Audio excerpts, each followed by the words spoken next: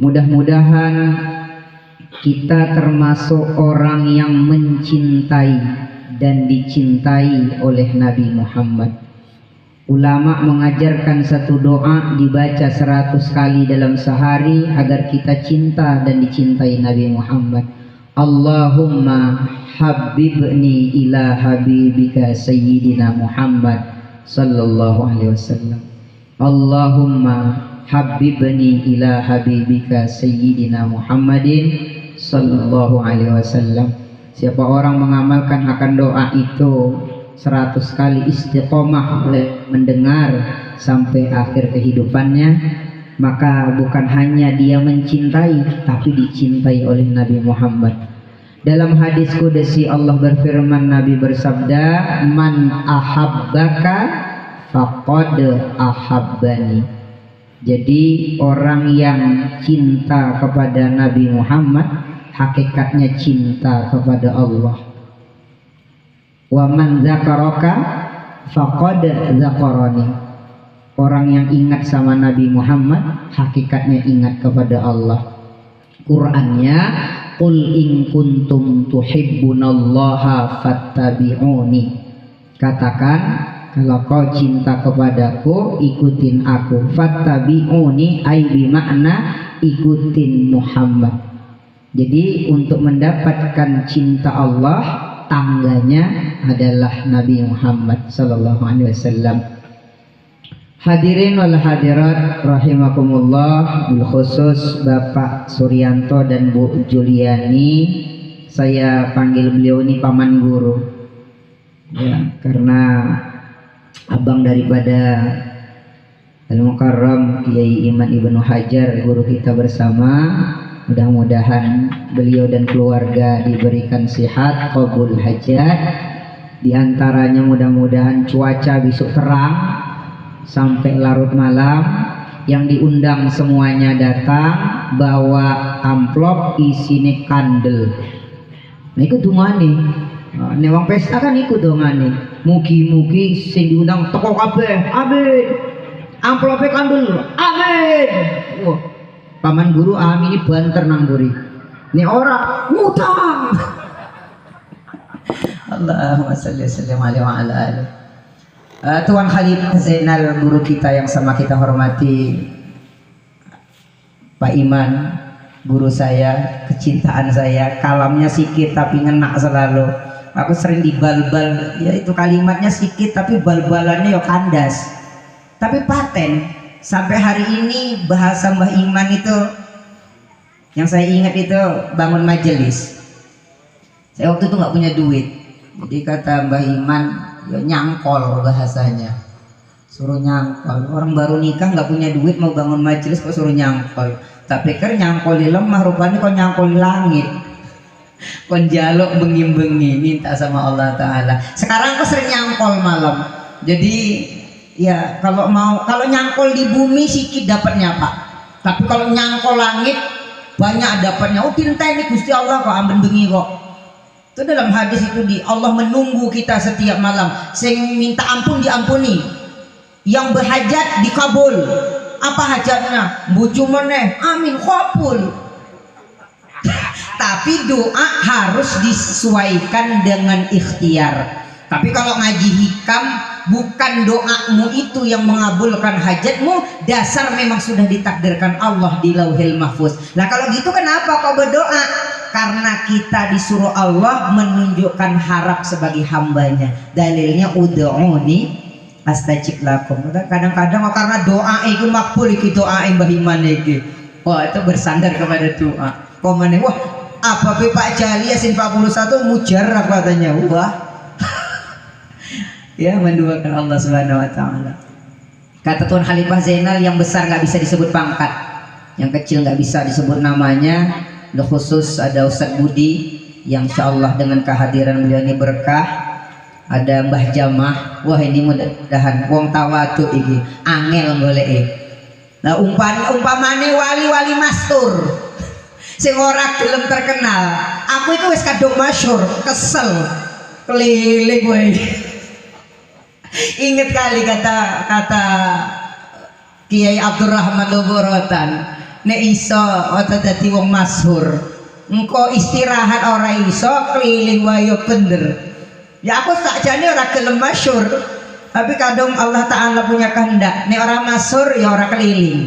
Nah, ada yang macam Mbah Jamah ini patok-patoknya di kampung. Mudah-mudahan aku dapat berkatnya Mbah Jamah ya. Amin ya Allah. Walaupun rasanya ngudut wae ku ya Allah. Wong wali ku ya kerjaane akeh sing ngudut wae kok. Anggete wong ngudut iku ngerokok ya kosong ya ora. Orang yang alim itu setiap tariannya adalah zikir. La tataharraku zarratun illa biiznillah. Tidak bergerak sebesar biji sawi kalau tidak dengan izin Allah. Wah memang rokok syariat itu narik telepus nikmat. Dari mana datangnya nikmat, kemana kembalinya nikmat. Mbak Jamah itu mutun yang zikir, lain kue bu. Lembu ya kosong. Allahumma sholli sallim alaihi. Mudah-mudahan jangan tanya masalah hukum rokok. Jangan tanya, nanti cari kitab itu karangannya apa namanya? Tahu di kitab karangannya Syekh siapa itu namanya itu dari Padang. Nah, hukum rokok ada 5. Pertama wajib. Oke, gue ngerokok kayak wae. Aku lupa namanya, belum ingat ini, masih dilupakan sama Allah. Riyadul Wardiyah. Nah, ingat ini nama kitabnya, Riyadul Wardiyah. Golein mengko santri. Kitab Riyadul Wardiyah di ujung.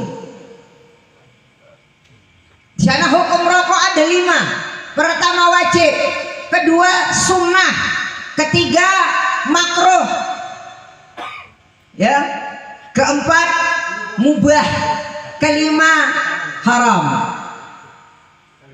Yang mana yang wajib? Di kitab itu dikatakan gini, apabila dengan rokok itu menjadi mudarat, apabila dia tidak merokok menjadi mudarat bagi dirinya, maka menjadi wajib hukumnya. Dicontohi guruku biar gini, ngaji wajib, ngaji wajib. Lah kalau kiainya bangsa rokokan aja, sekalinya entek rokoknya, ora iso maca kitab, nggak bisa baca kitab ini. Lah kalau rokoknya habis, nggak bisa baca kitab, nggak bisa mutolaah, mandek ngajinya. Jadi mudarat sama kiainya. Jadi hukum rokok sama kiainya wajib. Tapi ojo ngikut kiai ojo, gue diketapok Mbak Bahiman. Wong abun mulai ngaram iku nggak dikasih kok. Aku dulu ingat itu waktu ada abun itu, camat aja dibal-bal sama abun. Lo ingat nggak itu? Oh camat gak usah disebut camatnya, udah pindah udahan. Baru dibal-bal abun gak lama pindah.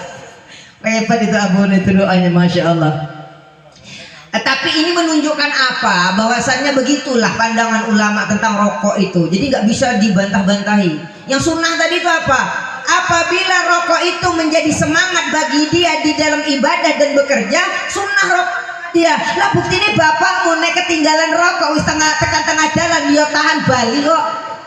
Bapak, lah ngapa bali mana? Rokoknya ketinggalan. Jadi penambah semangat. Cari nanti tambahannya, pahami sendiri tuh ngaji sama kiainya. Riyadul Wardiyah kitabnya ya. Aku dapat kitab itu dari kawanku Tengku Tarmizi dari Panton Labu Aceh. Nah, bolehlah dicari itu. Di Medan nggak pernah dapat saya, di Toha Putra nggak pernah dapat. Selebihnya nanti baca sendiri. Ini lain, ini babnya lain. Aku nggak mau setengah jam lebih. Ya isi nek Bali di ongkos setengah jam. Kira-kira nyuwun ngapura minta izin. Nambah-nambah ya jan. Nek di amplopinya orang yang ngamplopi kok. Wong kita mengko ento panganan kok. Allahumma shalli wa sallim wa barik alaihi wa ala alihi. Nyambungin ceritanya Tuan Khalifah Zainal nanti tak tambahin sedikit. Isra Mi'raj. Kesimpulannya Sol. Yang menarik tadi kata Tuan Khalifah Zainal bertemu dengan Allah. Ada tausiah daripada Syekh Muhammad Said Ramadan Al-Buti, syahid. Beliau saat baca kitab, rupanya di depan itu ada orang bawa bom. Jadi bom bunuh diri, meninggal beliau saat baca kitab itu. Apa kata Syekh Ramadan Al-Buti berkenaan tentang Nabi Muhammad melihat Allah? Ada 2 hadis. Hadis dari Aisyah dan daripada Abdullah ibnu Abbas.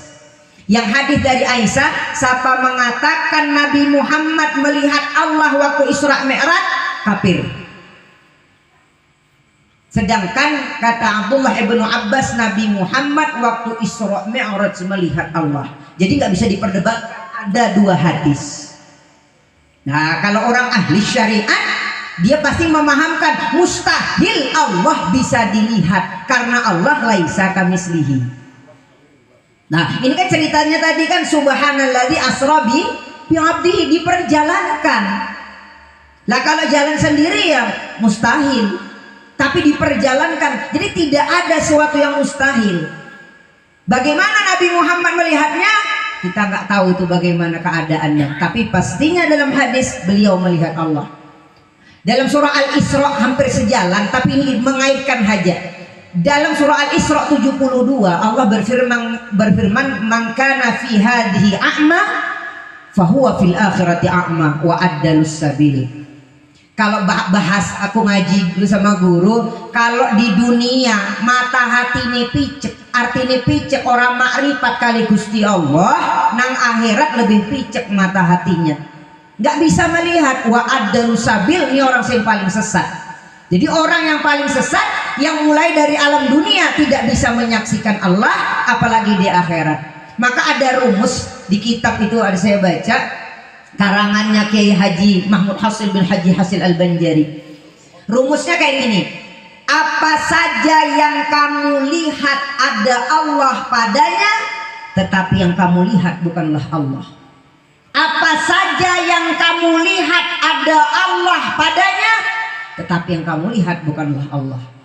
Pahamannya apa? Apa saja yang kamu lihat ada Allah padanya, bukan Allah di dalamnya. Tapi apa saja yang kau lihat itu ciptaannya Allah, itu rahmatnya Allah. Oleh karena ciptaan dan rahmat, dia bukanlah Allah. Jadi saat kamu melihat sesuatu, maka pandangan dengan mata hatimu, sesuatu itu diciptakan oleh Allah. Itu dikatakan ro'aitullah, dengan mata hati, bukan wujudnya, tapi perasaan hati memandang Allah Ta'ala. Nah, kalau Qur'annya fa'aina ma tuwallu fathamma wajhullah. Jadi kemana aja kamu berhadap, di sana kamu melihat rahmatnya Allah. Timbul pertanyaan, siapa diri rahmat itu? Siapa diri rahmat itu? Allah berfirman dalam Quran, wa ma arsalnaka illa rahmatan lil alamin. Jadi dirinya rahmat itu Sayyiduna Muhammad sallallahu alaihi wasallam. Makanya di dalam surah Yunus, ya, Allah berfirman, qul bi fadlillahi wa bi rahmatihi fabidzalika falyafrahu, ay sayyidina Muhammad sallallahu alaihi wasallam. Makanya kita ini, ya Allah Rabbi, tangga yang paling cepat untuk bisa membawa kamu menuju makrifat sebelum mati adalah tangga sholawat ala Nabi Muhammad. Yang lainnya ketinggalan. Kenapa? Karena Allah sendiri yang menyuruh, innallaha wa malaikatahu yusholluna 'alan nabi ya ayyuhalladzina amanu shollu 'alaihi wasallimu taslima. Derajat orang baca selawat iku ya eneng telu kok. Eneng wong maca selawat derajat yang paling dasar, dene sing maca selawat, selawate kangge untuk Nabi Muhammad. Iku selawat orang paling dasar itu. Saya berselawat rajali untuk Nabi Muhammad. Orang tingkat kedua, saya rajali membaca selawat untuk hakikatnya Muhammad. Siapa hakikatnya Muhammad? Yaitu Nur Muhammad. Benih itu dikatakan kun dalam Yasin, ya, innama amruhu idza arada syai'an ay yaqula lahu. Nah, kun itu kun fi'il amar, di dalamnya domir mustatir, isinya anta itu Sayyiduna Muhammad, maksudnya Nur Muhammad. Jadi hakikat kun itu ya Nur Muhammad. Di tingkat yang ketiga, aku rajali tidak rasa ada lagi karena aku tercipta daripada hakikat kun tadi, dan yang diselawatin juga adalah hakikat kun tadi. Jadi dia dengan dia, ini tingkat yang ketiganya. Kalau mau kehabisannya lagi, kita tidak bisa bersolawat kalau tidak Allah yang menselawatkannya. Bisakah lidah kita bergerak kalau tidak dikuasakan Allah? Ingatkah kita bacaan solawat yang dibaca adik-adik tadi, macam-macam solawat, kalau tidak diingatkan oleh Allah, maka kembalinya semua kepada Allah. Inna lillahi wa inna ilaihi rajiun. Ojo kanggone waktu musibah aja inna lillahi wa inna ilaihi rajiun. Syukur wong ninggal wa inna lillahi wa inna ilaihi rajiun. Tapi semuanya kembalikan kepada Allah. dalam gerakmu, dalam langkahmu, dalam berbicaramu. Ini cerita ini nggak mesti duduk di thariqah, tapi memang tangganya harus berthariqah. Tak cerita nih kali panjenengan kabeh adik-adik, thariqat yang paling tinggi adalah thariqat Muhammadiyah. Semua thariqat itu muaranya adalah Nabi Muhammad. Mau thariqat apa aja, tengok silsilahnya, tengok rantainya, tengok sanadnya, pasti sampai ke Rasulullah. Jalur Abu Bakar, Umar, Ali, semuanya kepada Rasulullah. Semuanya amalan, semuanya sunnah Rasulullah yang kita perbuat ikut thariqah. Masalah wudhu mas, wudhu itu yang nyontohi siapa? Nabi Muhammad. Ya wis thariqah Nabi Muhammad. Waktu aku ingat wudhu ini yang nyontohi Nabi Muhammad. Isa wudhu diajarin Mbah Iman. Waktu ingat wudhu itu sunnahnya Nabi, itu salawat yang nggak berhuruf, nggak bersuara. Malaikat muqarrabin nggak bisa nulis lagi berapa nilai. Asal kita berbuat apa aja sunnah itu ingat, ini Nabi Muhammad yang buat. Misalnya pakai selop kaki kanan, buka selop kaki kiri, ingat Nabi Muhammad buat kayak gini. Itu sholawat yang nggak berhuruf, nggak bersuara. Orang yang berhuruf bersuara satu sholawat dibalas 10 rahmat. Ditanya oleh Imam Abul Hasan As-Sajili ketika dia bermimpi Rasulullah, ya Rasul, itu orang yang bagaimana? Yang sholawatnya nggak khusyuk, kata Nabi. Lah kalau khusyuk aku nggak tahu nilainya, apalagi sampai di tingkat sholawat nggak berhuruf, nggak bersuara. Makanya kata Kiai Haji Mahmud Hasil bin Haji Hasil, untuk menuju ma'rifah itu ratusan ribu hijabnya. Adapun pesawat yang paling kenceng apa? Jet yang katakan Boeing lah, mau apa cendangi, ya itu kalah cepat. Yang paling cepat adalah sholawat ala Nabi Muhammad. Karena sholawat ini amal yang pasti diterima. Wong keakehan zikir nek ora diimbangi sholawat pengamuan wongi. Orang kalau banyak zikir nggak diiringi banyak sholawat, pemarah orangnya. Lain orang banyak baca sholawat, semakin banyak tidak pengaruh karena sifatnya sholawat dingin. Yo akeh kok wong tarekot sing pengamuan kesinggung saiti wong ngamu wah gila nih. Akeh kakehan. Bukan berarti nggak boleh, harus diimbangi dengan sholawat ala Nabi Muhammad. Masuk rumus tadi, orang yang ingat Nabi ingat Allah. Makanya ada kalimat orang yang bersalawat sudah dihitung zikir, orang yang zikir belum dihitung bersalawat. Lama pengono bacali nek zikir asmae Gusti Allah sing disebut boten enten asmae Kanjeng Nabi, tapi di dalam sholawat loro-loro ne masuk. Allahumma ingat Allah, sholli ala sayyidina Muhammad, ingat Nabi Muhammad. Ingat Nabi Muhammad.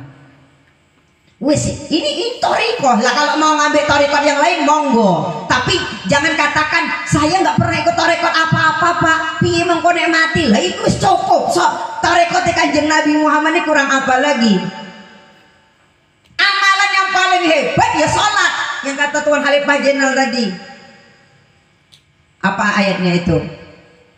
Inna sholata tanha anil fahsya'i wal munkar. Ujungnya apa itu? Wala dzikrullahi akbar. Yang dimaksud wala dzikrullahi akbar, tafsirnya yang dimaksud wala dzikrullahi akbar, salat itu amalan yang pahalanya lebih tinggi, lebih besar daripada semua amalan. Mulake ini langsung diambil, dijemput, diundang sama Allah Nabi Muhammad untuk mengambilnya. Amul huzni kalau bahasa Tuan Khalifah Zainal tadi. Karena tahun duka cita, istri meninggal, paman meninggal, kakek meninggal, karena sedih diundang untuk mengambil perintah sholat. Wala dzikrullahi akbar. Ini pahalanya paling besar. Makanya orang berselawat belum dihitung sholat, tapi orang sholat wis pasti ngoco selawat. Ini orang sah sembayangnya. Betul nggak Santi? Rukun sholat 13, yang 13 membaca sholawat di tahiyat akhir. Tapi lah kalau meninggalkan salawat di tahiyat awal itu nanti ganti sujud sawi, wong kedudukannya sunnah abad kok. Nah itu kan kalau ngaji fikihnya kan kayak gitu. Ini yang dimaksud sholawat di tahiyat akhir. Enggak ada yang lain. Sholawat wae kok. Aku amalan hari-hari sholawat wae kok saiki. Sekarang amalan sholawat aja kok. Habis subuh sholawat Jawahirus Saniyah. Habis duha sholawat 149. Habis zuhur sholawat 80. Habis asar sholawat kubro. Habis maghrib sholawat masyishiyah. Abis Isya Ratibul Haddad, Ratibul Atos iku wae kok di jalan sallallahu ala Muhammad, sallallahu ala Muhammad, sallallahu ala Muhammad. Itu aja kok di jalan, gak ada yang lain. Wah kalau cerita duit ojo tekon-tekon. Wah duit orang pernah entek. Neng wae duite. Ora percaya amal ke tapi kudu istiqomah. Kita kadang-kadang nang hati itu ngomong apa iya wis ora kabul. Dawam terus menerus, bahasa wong sekolah konsisten di dalam beramal. Us yakin wae lah, yakin wae, dibanyakin. Ini maka saya senang dengar anak-anak tadi ngawal tadi dengan sholawatan. Dari bedanya anak-anak santri yang ngamalkan sholawat dengan yang tidak, yang ngamalkan sholawat lebih cepat mendapat ilmu dibandingkan yang tidak. Karena ada nur sendiri yang Allah berikan kepada anak-anak yang ahli sholawat. Diteruskan aja itu, ya. Tak tambahi, ini santri tapi boleh ngamalkan. Ada satu sholawat yang aku dapat ijazah dari kawanku di Banjarmasin. Ini sholawat 111 kali diamalkan sehari. Ya khosiatnya salah satu menoran tentek duitnya. Riko kan gelem deh perkara duit ya Pak ya. Iya. Terserah ngamalkannya waktu kapan, yang penting sekali duduk 111 kali. Apa itu Pak Jali? Sallallahu ala Muhammad sayyidul wujud. Apa? Sallallahu ala Muhammad sayyidul wujud. Penghulunya yang nyata ini. Ya yang mata, yang mana itu penghulunya? Ya Nur Muhammad, hakikat Muhammad tadi. Hakikat kejadian alam daripada Nur Muhammad tadi. Sayyidul wujud 111. Lebih nggak boleh, kurang nggak boleh. Pas saja 111. Kenapa? Aku nggak tahu. Yang penting ijazahnya kayak gitu. Sallallahu ala Muhammad sayyidul wujud. Istiqomahin insyaallah taala. Hadirin wal hadirat rahimakumullah. Nah, jadi ada dua hadis antara yang mengatakan melihat dengan tidak melihat. Jadi ini terserah kita mau pakai yang mana. Jadi jangan berantem gara-gara itu. Nabi Muhammad melihat Allah di Arash, itu kisahnya itu. Lalu diterangkan oleh Kiai Haji Muhammad Bakhit Berabai di kitab Asmaul Husna, yang dimaksud pada kalimat itu bukan Allahnya di Arash, tetapi Nabi Muhammadnya yang di Arash melihat Allah. Dicontohkan kita duduk di bawah pohon kayu malam itu bulan purnama. Di mana bulannya? Bulannya tetap di atas, kitanya yang melihat bulan dari bawah pokok kayu. Jadi Nabi Muhammadnya yang di Arash, Allahnya nggak bisa dikaedah di mana. Siapa beriktikad Allah di atas kafir, siapa beriktikad di bawah juga kafir. Di kanan, di kiri, di muka, di belakang, di luar, di dalam kafir. Jadi jangan beriktikad di mana. Seperti kaum Wahabiyah, mereka katakan Allah di atas Arash, ditunjuknya ke atas langit. Lah bumi ini bulat kok. Lah kalau bumi ini bulat, orang kutub utara berarti Allahnya di kepalanya sana. Orang kutub selatan berarti Allahnya di kepalanya, berarti di bawahnya orang kutub utara. Lah kalau kita di pinggir berarti Allah nang kono mumet mikir kene. Wallahu muhitun fil alamin. Jangan dipikir-pikir, wujudnya Allah jadi pikir-pikir. Yang penting wajib percaya adanya Allah, dalil awake dhewe. Ngono wae kok angel-angel. Ya dalilnya ada diri kita. Dah. Tapi yang menarik, ujar Habib Usman Betawi, ketika Nabi Muhammad naik dari Sidratil Muntaha, Mustawa, Baitul Ma'mur, Rabb-Rabbul Akhdar, Aras, waktu itu terkunci lidahnya Nabi Shallallahu Alaihi Wasallam, terkunci lidahnya, nggak bisa ngomong apa-apa sampai ke Aras. Tak lama terbuka mulutnya, menetes air dari Aras ke lidah Nabi. Nabi katakan tidak ada air yang senikmat ini, nggak pernah Nabi rasakan air itu. Setelah Nabi bisa merasakannya, dan waktu itu juga Nabi Muhammad bisa berucap. Apa ucapan yang pertama kali Nabi katakan saat beliau di Aras tadi? At-tahiyatul mubarakatus sholawatut thayyibatulillah. Itu ucapan salamnya Muhammad kepada Allah, sampai hari ini diabadikan menjadi bacaan tahiyat, baik di tahiyat awal maupun di tahiyat akhir. Jadi kalau masuk rumah kula nuwuni assalamualaikum, mau masuk kuburan assalamualaikum ya ahlad diyar minal mu'minina wa inna insyaallahu bikum lahikun. Ya kah? Lah kalau kita mau ucap sama Allah, mana ucapan tahiyatnya? At-tahiyatul mubarakatus shalawatut thayyibatulillah. Lah namanya Nabi ngucap salam, ya dijawab sama Allah, assalamu alayka ayyuhan nabi wa rahmatullahi wa barakatuh.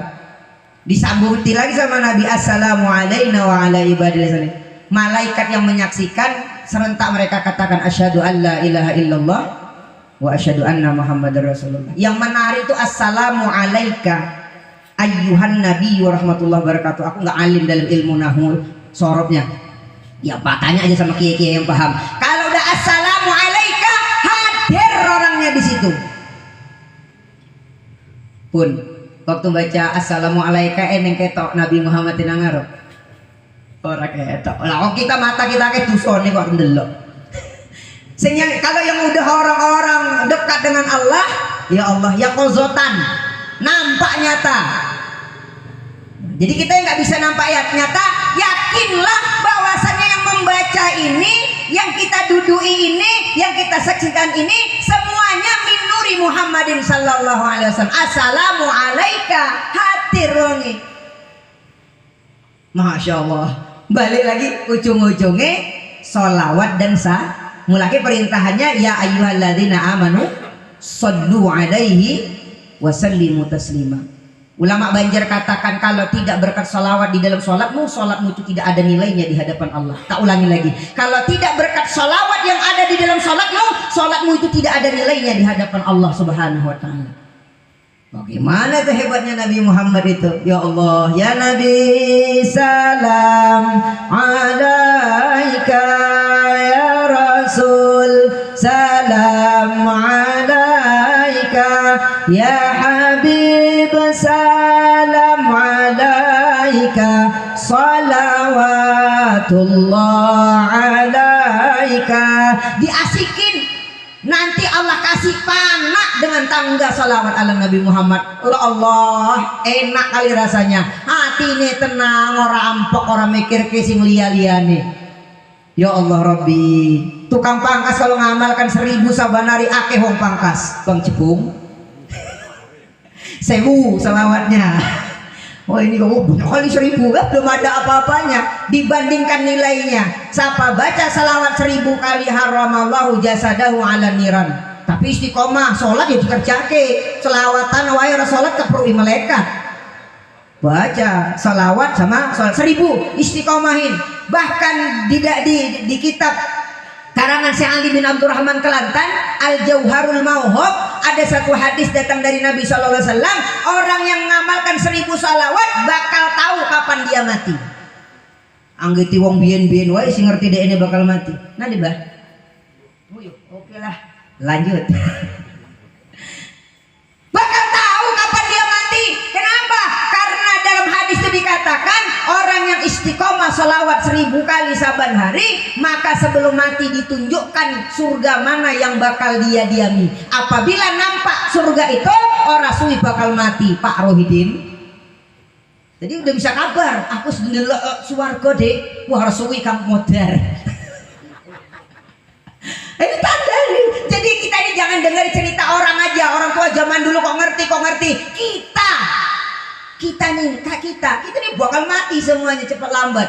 Ya Allah Rabbi, ya apalagi yang ya Allah guru-guru kita nih, Allah habisan dah umur ulama-ulama kita, habis lagi apalagi macam apa ini kerucul-keruculnya aja lagi. Berhabisan dah ulama kita, habis yang kerucul-kerucul bahkan habis. Kurasa umurku nggak sampai 50 tahun, kurasa ayak-ayaknya. Tapi aku doa, ya Allah matikan saya saat saya ngisi pengajian. Itu doaku itu. Di dinding Ka'bah yang aku minta, aku nggak minta sugih kok, Bang Jebung enggak. Minta tambahkan bojo enggak, Bang Jebung enggak ada aku minta itu. Ya Allah matikan saya saat saya ngisi pengajian. Guru ikut tok kok, nggak ada lain. Pak Juan mintanya biar mati saat ngajar. Kenapa? Karena orang yang mendatangi majelis taklim, semua makhluk sampai ikan di laut memohonkan ampun atas dosa orang-orang yang duduk di majelis taklim itu. Pulang dia dari majelis, habis dosanya diampuni Allah Ta'ala. Wah ngono kok males jakong nang majelis, wis entuk kopi gratis, entuk kuih meneh, entuk panganan meneh, ngono pun ora kelem jagong. La ilaha illallah. Duduk di majelis taklim lebih baik daripada ibadah salat sunnah 1000 rakaat. Pak tukang es pernah sholat 1000 rakaat orang mandek-mandek coplot dengkul riko. Duduk di majelis taklim jamaah iman lebih baik daripada sholat sunnah 1000 rakaat. Kenapa? Majelis taklim ini raudhah min riyadil jannah.